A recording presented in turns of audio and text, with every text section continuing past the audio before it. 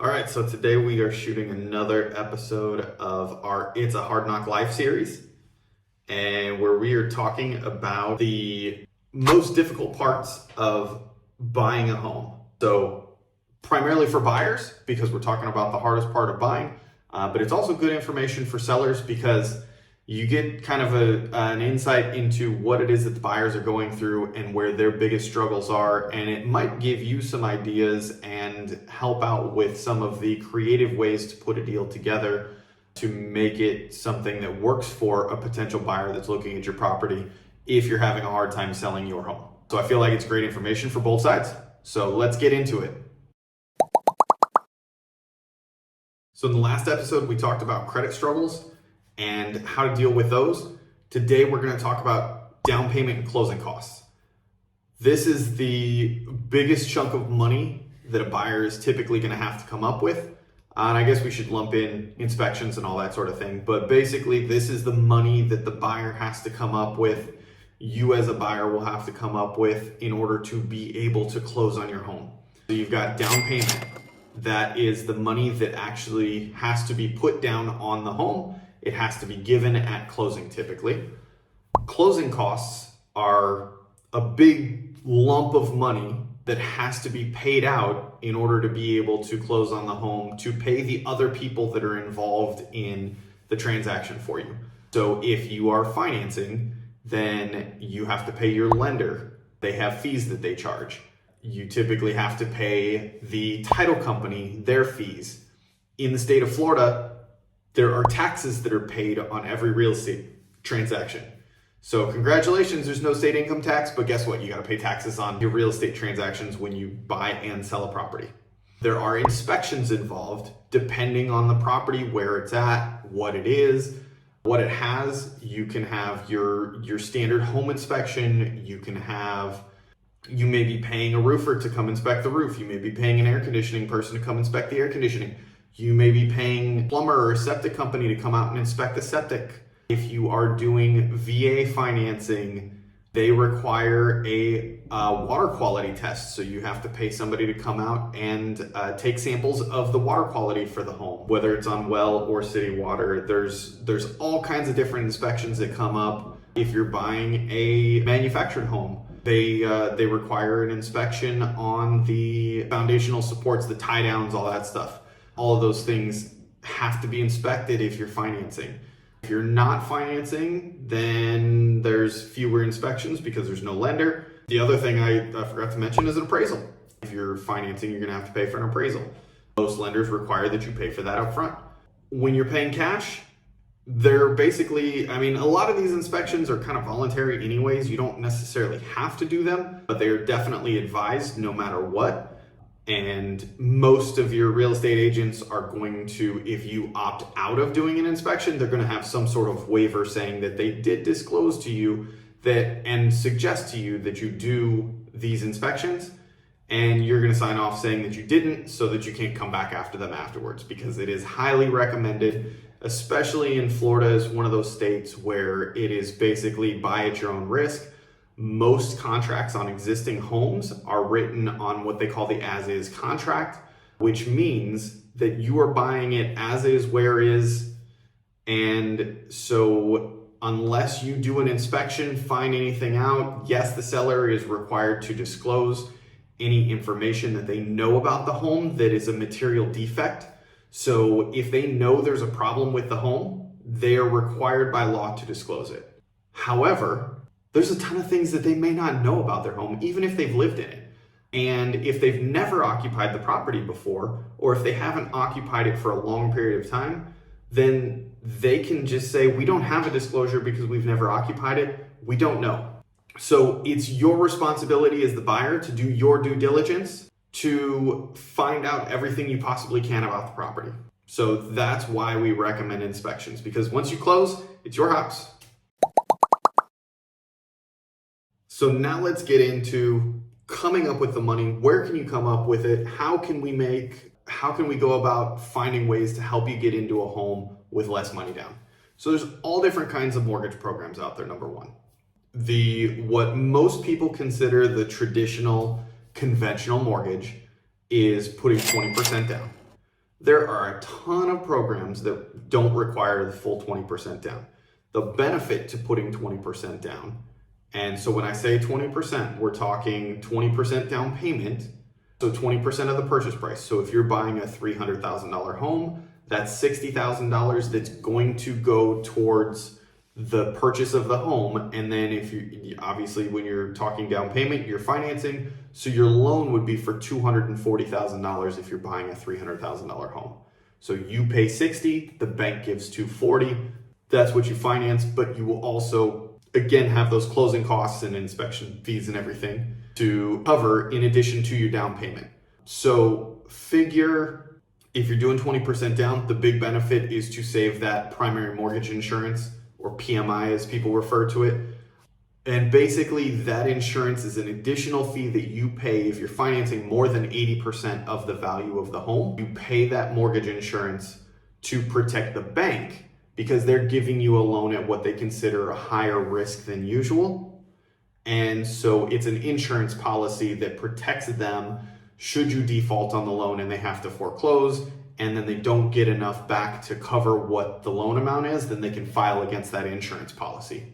So you pay that policy in your mortgage payment every month if you don't put at least 20% down. So it can get a little bit pricey. Obviously, the thing is, just like with interest rates, stuff gets more expensive the more money you borrow. So if you're buying a $300,000 home, your PMI payment is going to be lower than if you're buying a $700,000 home and only putting 10% down, because it's based on the loan amount. So how do you come up with down payment? Well, you can come up with it lots of ways. Number one, though, it is required that you pay it. So we can't get the seller to give you a credit for it. Now, that doesn't mean it has to come truly from you. It has to come directly from you. But we can get gifts. So family members, parents, grandparents, things like that, a lot of times gift their kids and grandkids money to be able to buy a home. So you can get gifts. Obviously, you can save it and save it up over time. You can borrow it from a lot of retirement accounts.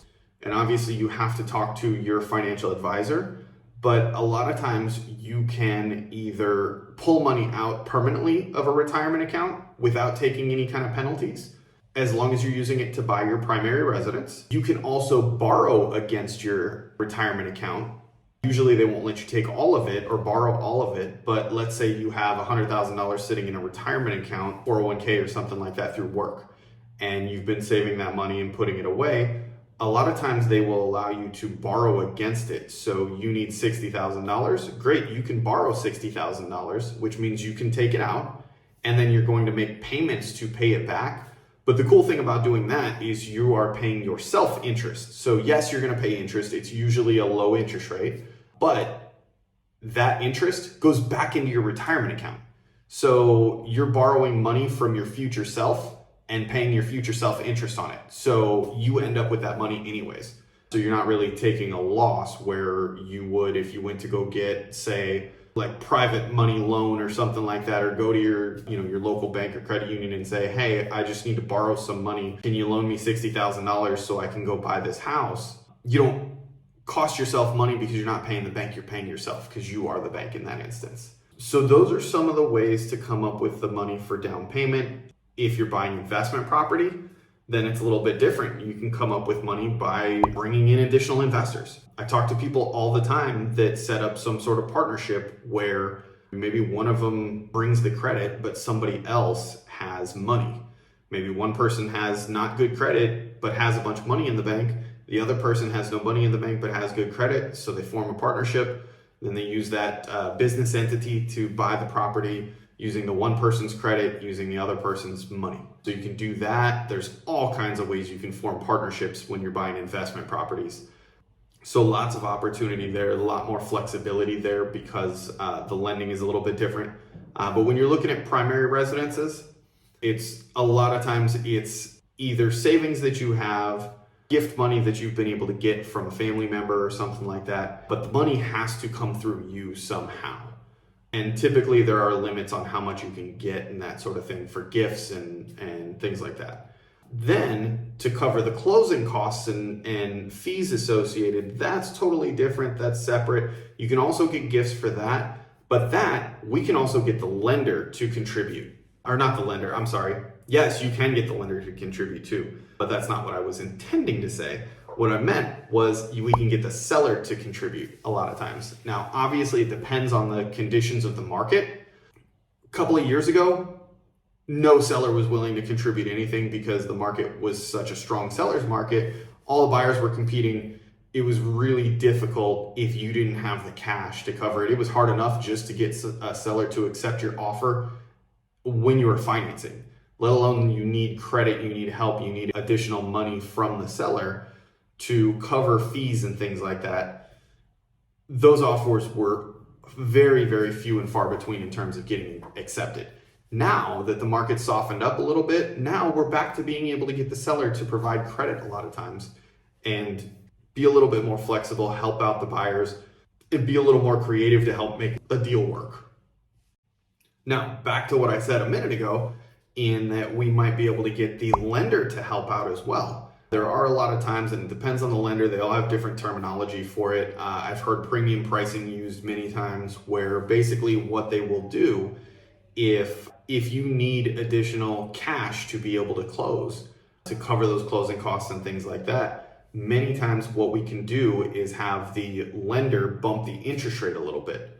So let's say you qualify and rates are significantly higher. So this was popular, year, 2 years ago, especially when rates were very low. It was much more popular. Now it's becoming a little bit less popular because people are so rate conscious, because we've seen such low rates for such a long period of time. People getting mortgages in the 3 and even in the 2, but 2, 3, 4, 5% interest rate range, and now we're looking at in the 7 to 8% range. So people are much more rate conscious and they're not as interested in going this route. But as the market changes, this information will be, more useful again, and it may still work for you now. But you can ask the lender to maybe, let's say you qualify right now for a 7% rate. Well, maybe they can bump it to 7 1/8 or 7 1/4% and give you $5,000 or $6,000 or $10,000 back. It depends on the loan amount and the fees and structure and all that, but they might be able to give you X number of dollars credit back, which basically you're just financing that money into you're paying it back in the higher interest rate over the term of the loan, but then it allows you to get some money up front to help you close. Another way to come up with down payment is through down payment assistance programs. There are a number of different government programs out there. There are the bond programs, there are state programs. Different states have different things. In Florida, there is the Homes for Heroes program that they came out with. Unfortunately, it's out of money this year. As soon as they announced it last year, felt like they didn't get enough people applying for it. They made some changes and opened it up to a lot of different additional jobs. And what ended up happening is, once they opened it up to so many different additional jobs, so many people applied for it so quickly that all the money's gone, because they only fund us. The government's paying for it, so they only offered a certain amount of money for the program for the year. So it should be refunded as of the first of the year. There should be more money in there, but obviously that's something that the state government and Congress has to take care of. So we don't know for sure, but there are also, like the state bond programs, there are other things out there, other programs out there that can help with down payment assistance. And of course, there is the tried and true methods of sugar daddy, sugar mama. Just kidding, although I have seen people do it. It does work if that's your thing. Then the other way to reduce the amount of money needed for you to bring to the closing table is the different loan programs. There are plenty of different loan program options out there that are not requiring 20% down. You've got your FHA loans, which is, despite what most people think, most people refer to that as a first-time homebuyer program. It is not a first-time homebuyer program. It has nothing to do with being a first-time homebuyer. It doesn't stand for first-time homebuyer. It's Federal Housing Authority that oversees the FHA program, and that's what it stands for. But that allows people with less than perfect credit scores to be able to get a mortgage on a home with only 3.5% down. Now that loan program, it doesn't matter if you put 3.5, 5, 10, 15, 20, or 50% down. If that's the program you're using, it is going to include PMI. So no matter what, whether you put 20% or more down or less, you're still going to pay PMI. So that's the one negative if you have cash to an FHA loan, is that no matter how much cash you put down, you're still going to have the PMI. So that's kind of one of the downsides. It tends to be a little bit lower interest rate. And like I said, not just credit standards, but it's a little more lax in terms of all different types of standards. The debt to income ratio is allowed to be higher. So a lot of people use it for that, even if they have good credit, but they just have a tight debt to income ratio. There are conventional loan programs. If you have top tier credit, you can qualify for less than 20% down as a conventional loan. It's very common to see people do 15, 10, 5% down. There's a 3% down conventional mortgage as well. Although they do restrict, then if you do 3% down, they restrict the amount of seller assistance, seller credit that you can get, or really assistance from anybody, whether it be gift or seller or lender credit even. They restrict the amount that you can get as a credit towards your closing costs when you're only doing 3% down. So a lot of people opt to do 5% down because it allows them. There is a restriction, but it's a looser restriction on being able to get gift money to help with down payment and closing costs. If you do 5% or more, it's a tighter restriction if you're only doing 3%. So that's something to keep an eye on. And yesterday, and I don't know the details, I don't know if it's available in Florida, but yesterday I just found out that at least in Virginia, because we've got a client that we just went under contract with, they are relocating from Virginia to Florida. And in Virginia, they have a 0 down, so 100% financing conventional loan program. Like I said, I know nothing about it. First time I've heard of it, never heard of it from any other state, anyone, anywhere else, but it's super popular there. So I'm going to call the lender that my client's working, or that the people that are buying my client's home are working with, so that I can find out about that program. I can give you more information later. Hit me up if you got questions. There are a couple other loan programs. They're pretty restrictive on what how you qualify for them, but there are a couple loan programs where you can do 100% financing. Number one, and it's a fantastic loan program. I don't care what anybody else says and why, and it's crazy to me that there are so many people, both realtors and sellers alike, that are scared of this program. But VA financing is a fantastic program for our veterans. If you've been in the military and honorably discharged, you likely have access to get a VA loan. It is an incredible loan program, 100% financing and no PMI. Really cool program, probably one of the best benefits out there that our veterans earn by serving and fighting for our country. So great program. There's also the USDA loan, which is 100% financing. And the restrictions on that are there's certain income restrictions, and also you can only buy a home in areas that are deemed by the USDA to qualify as a rural area. So there's a lot of areas in Southwest Florida that don't qualify, but there are a lot of areas that do, and they're becoming more and more popular because they are also more affordable. So a little bit further out, typically in the more country areas, Central Florida, there's the center of Southwest Florida, there's a ton of stuff in that area that qualifies, but most of pretty much all of Fort Myers, Cape Coral doesn't qualify, Lehigh doesn't qualify anymore. Some of North Fort Myers does, some of Punta Gorda does, some of Port Charlotte does, some of Estero does, some of Naples does. So all up and down through even up into Sarasota and Bradenton, there's plenty of areas that do qualify. They are going to tend to be a little bit further inland most often because, of course, closer to the water, the more built up you get. But as long as you don't mind that, and also it's going to help reduce your costs altogether because you move more inland.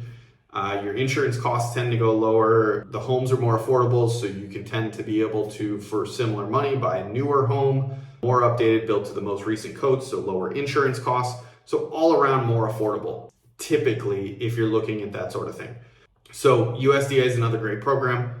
Ton of different options out there. If you've got any questions, if you're not sure, or shoot, maybe I missed something. I mean, I'm thinking of all these things, but you never really know. Maybe I missed something. Drop me a line, shoot a comment, tell me if I forgot something, tell me if you got questions, and then hit me up. All my contact info is here in the video. If you've got any questions specific to yourself and your situation, you want me to connect you to a lender with some of these great loan programs. We've got multiple lenders that we work with that offer all these different types of loans. Let me know how I can help. Thanks for watching.